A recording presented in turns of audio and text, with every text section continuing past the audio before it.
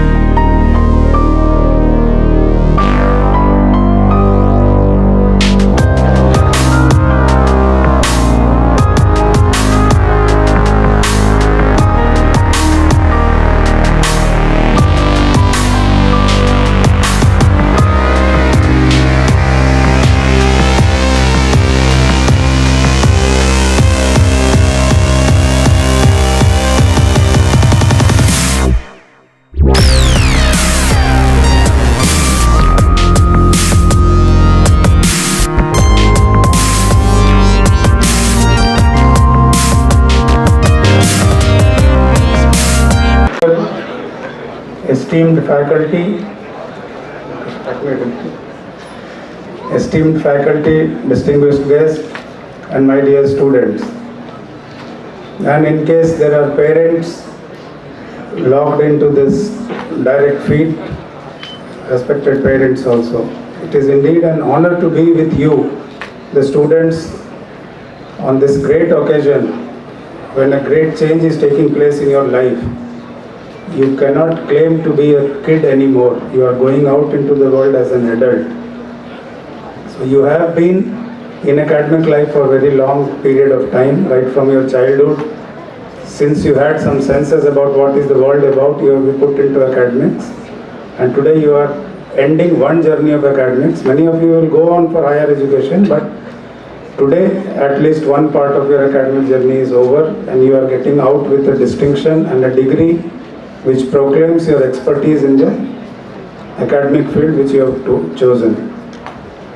Don't worry, I will not give a long lecture. As you see, I don't have a prepared speech.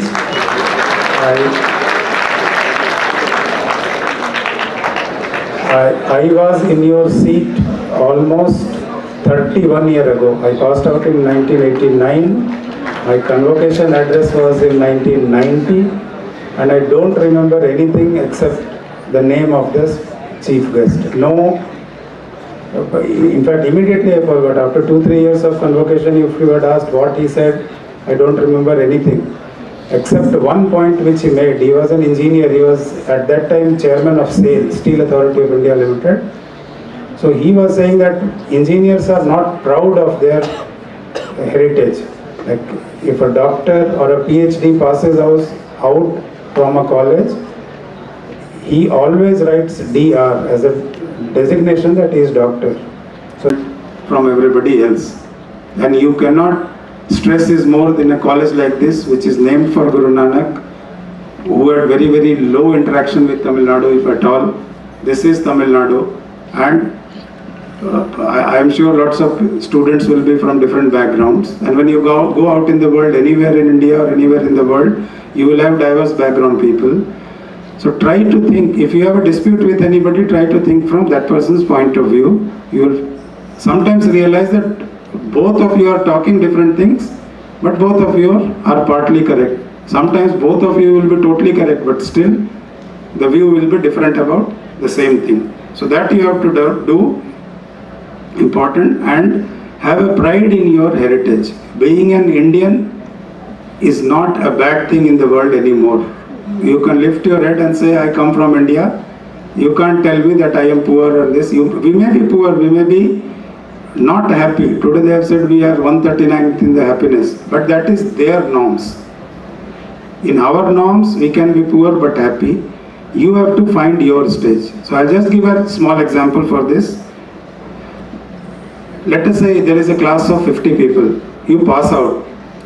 End of the after 5 years, you get together through WhatsApp or something, and then you find 50 of you will be at a different stage of your life.